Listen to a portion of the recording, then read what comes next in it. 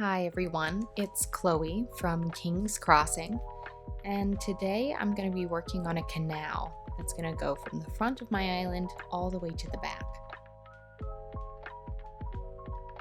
Now, originally, my entire island was a cottagecore theme, so this is a really unusual vibe for me to be moving in straight lines and taking everything apart.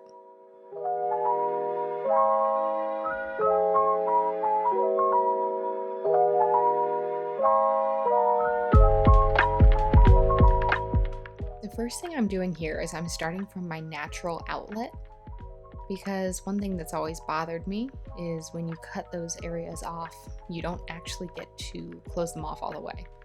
So I thought that if I started from this natural space, it would make the whole thing flow a little bit better.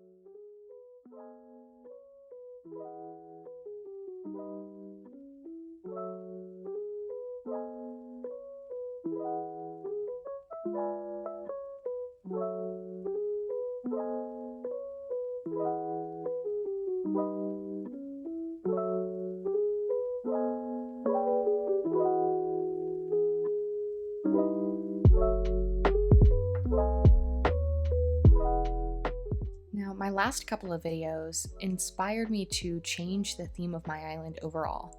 Now my island plan is generally Paris and the surrounding area.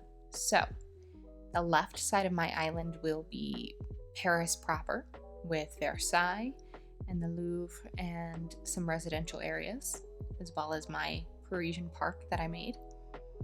The right side of my island will be the French countryside. And then the back right area, I'm going to do some Alps for my log cabins and my campsite.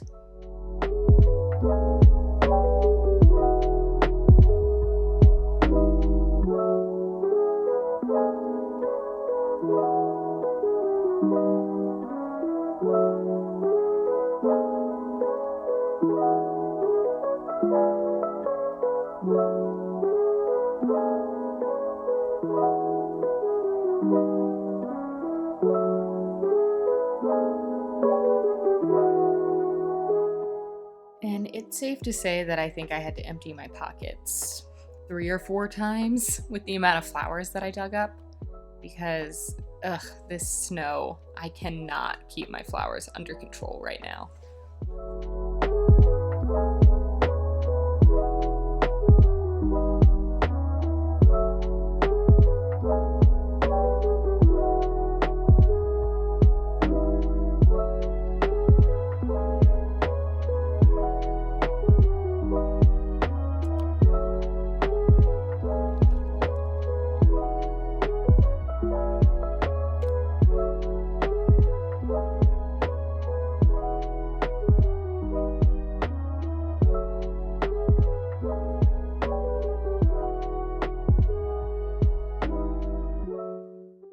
And just so you guys know, Lily of the Valley are the only flowers I don't trash when I'm going through these, because I just feel like they're too hard won.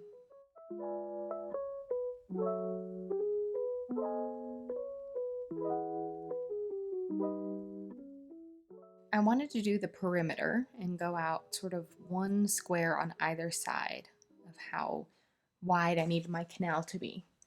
That way I could see everything that needed to be taken out from in between the two, and I would have an easier time figuring out what was in the way.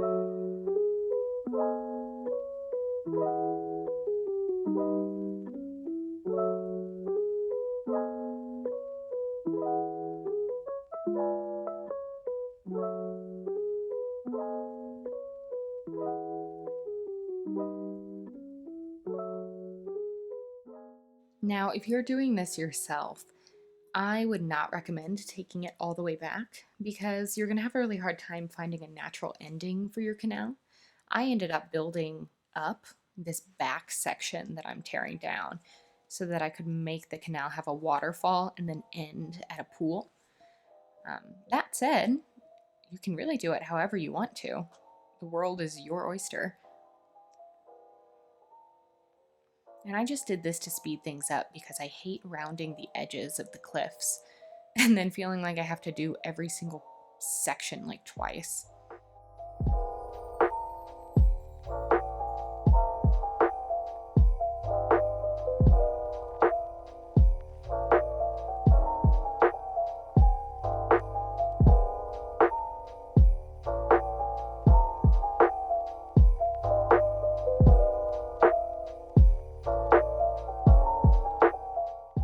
And a little tip, you don't have to get rid of your paths on cliffs that you're getting rid of. You got to get rid of everything else, but you can leave those be. And like you can see, they'll just tear themselves down, which is such a relief.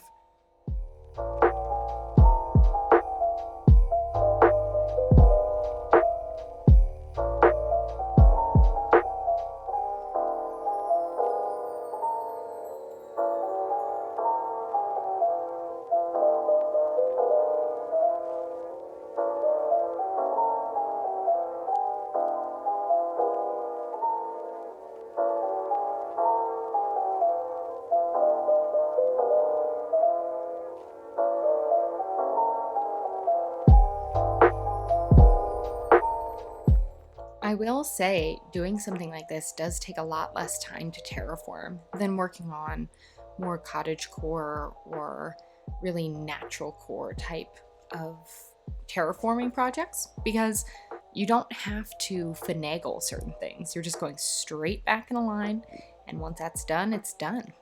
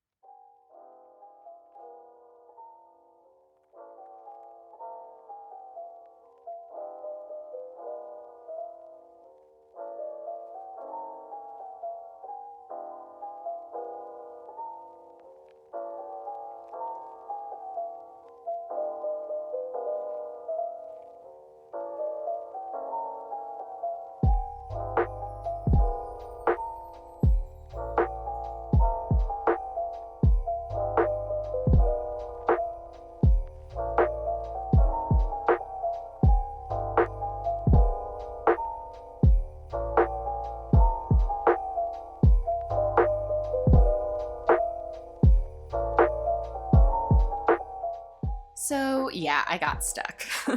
I just fixed it by going that way.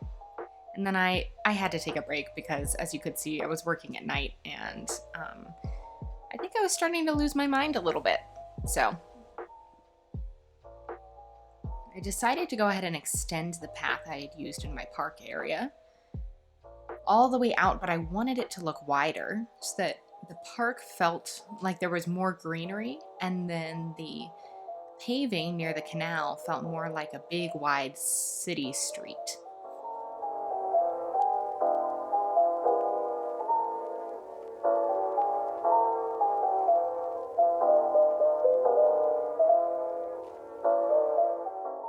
And I don't know about you guys, but for me this was just extremely satisfying.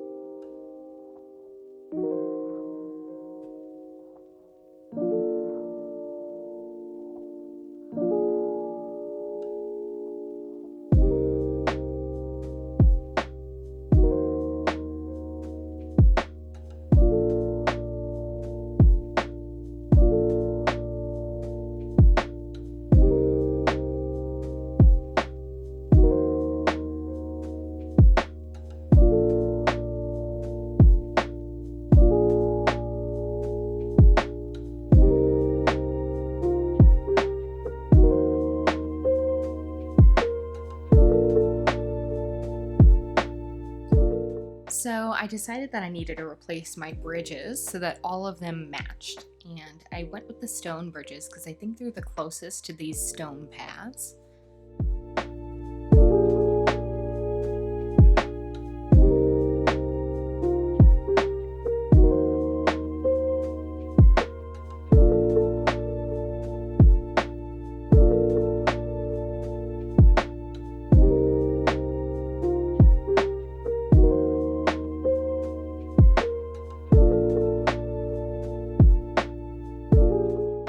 So here I'm marking down where I wanted my other bridge so that I could start decorating around it and still know where I was going to put it.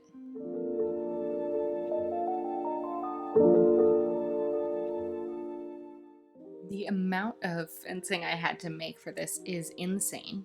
I went ahead and stuck with both the hedges and the iron and stone fencing. And this whole area is more of my cityscape now. And I also used some spooky fencing here and there. And actually I used some rope fencing later on as well. But I would say the hedge and the iron and stone fence really makes the space.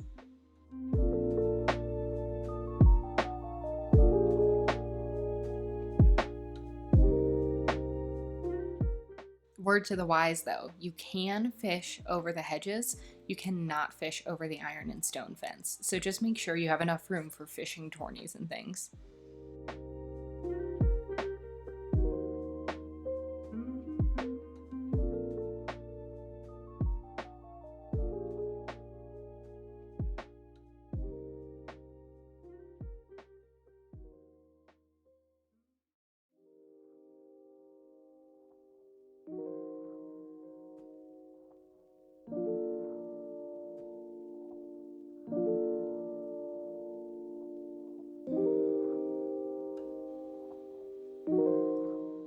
It's at this point that I decided I wanted sort of a symmetrical vibe. So I ended up paving just one strip on the other side so I could make sure that all of my street lamps were even across the way.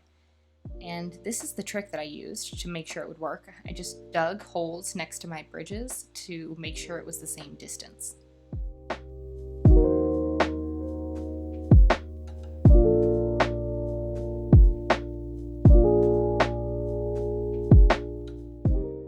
And then what I did here is I just walked all the way up against the street lamp and then pole vaulted straight across so that I could make sure that they were straight across from each other.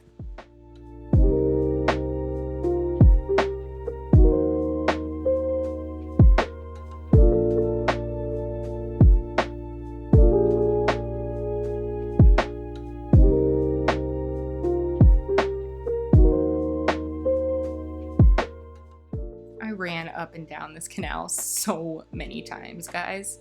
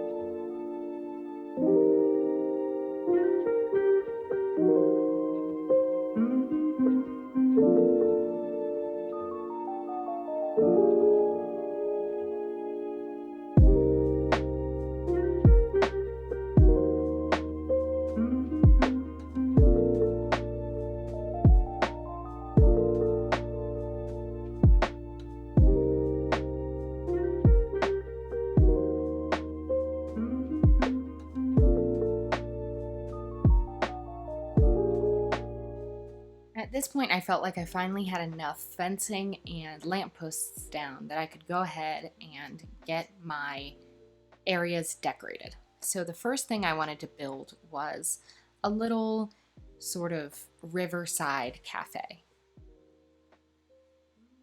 And here I'm using the wooden stools and the mini wooden tables with a custom design for the tablecloths.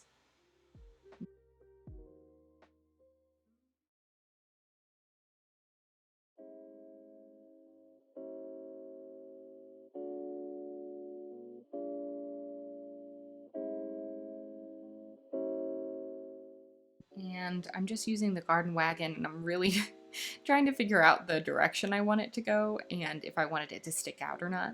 So I just played with it and looked at both ways to see which one I liked better.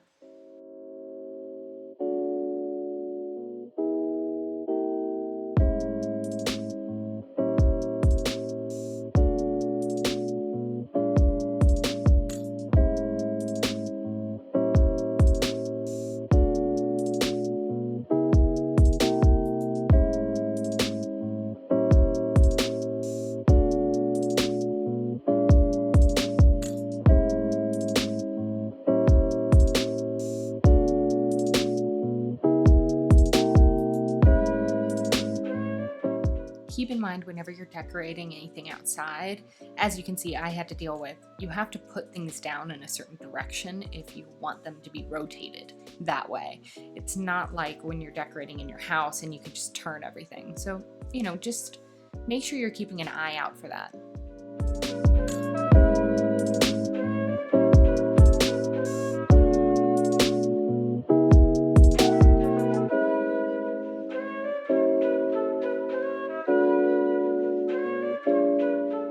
So I decided the cafe needed a few more tables because it just felt way too small the way I had it.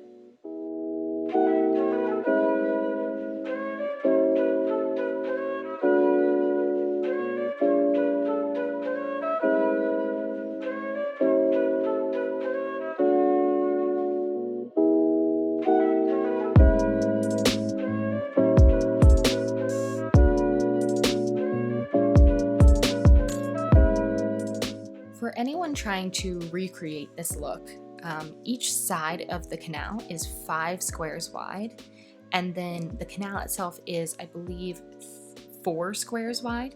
So just make sure you have enough room and make sure that you're clearing out enough space that it won't feel too narrow.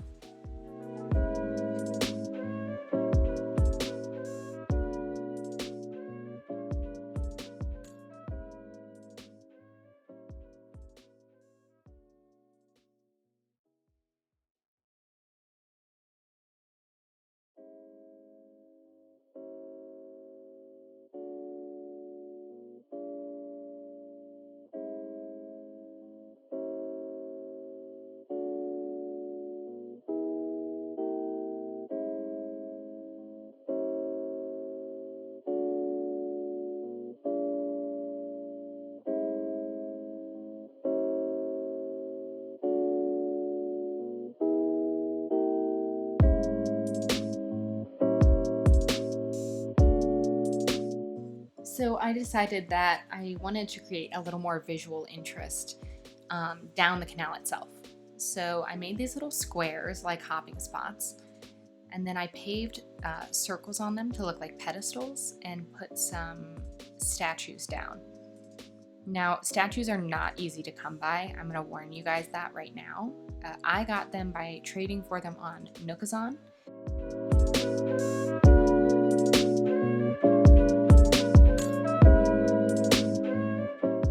And I would say make sure to be ready to pay at least 100,000 bells.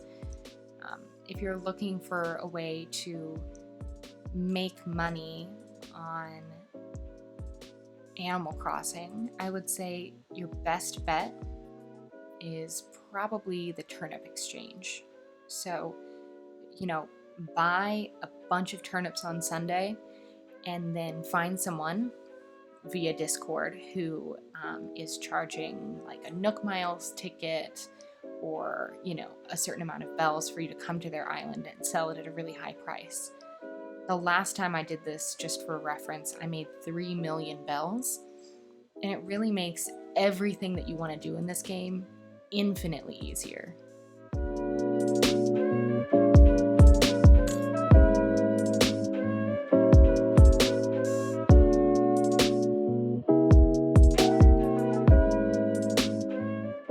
Just be careful if you're doing that and you're also a time traveler, not to time travel when you still have turnips on your island, because they will go rotten if you leave them until the next Sunday.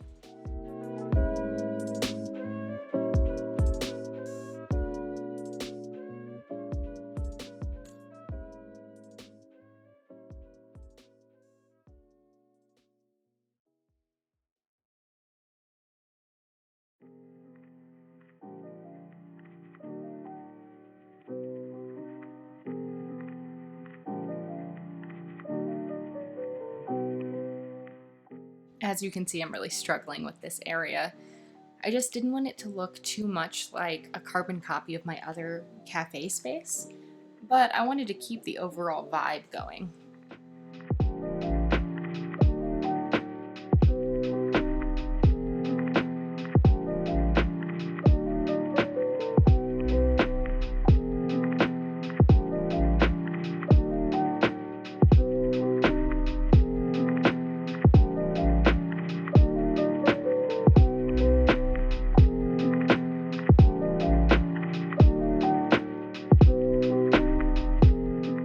Now the thinker was really hard to center, so I had to actually make another square and then stand in the middle so I could center him.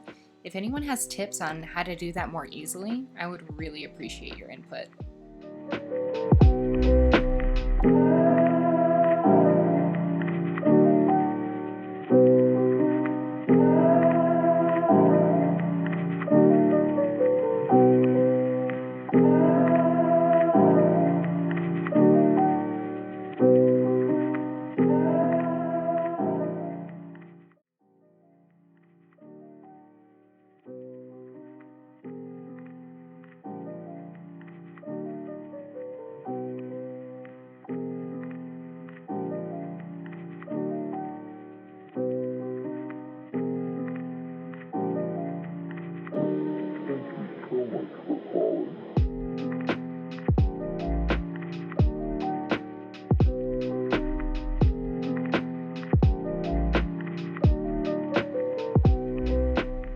So here I wanted it to look like there were different hats and shoes, clothing for sale, like people had stalls. So I used this little quilt pattern on one side to put my shoes down, and then the ironwood low table on the other side for the hats, and I think it came together really, really nicely.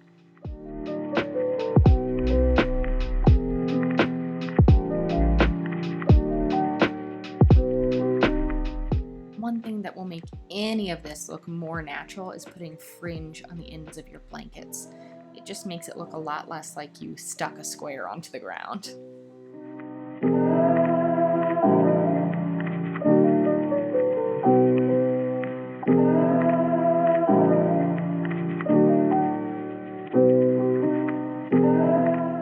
Okay, and here's the final reveal.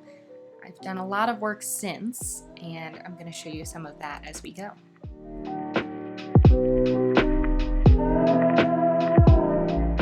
So I added some custom codes on the ground, as well as just a couple of manhole covers.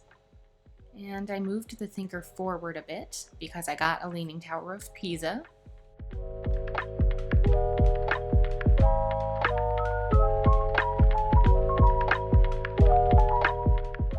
So there's my second bridge, and I extended the path up to my library a little bit. And then, of course, I worked on the other side. Don't forget to like, comment, and subscribe, and let me know what you want to see next.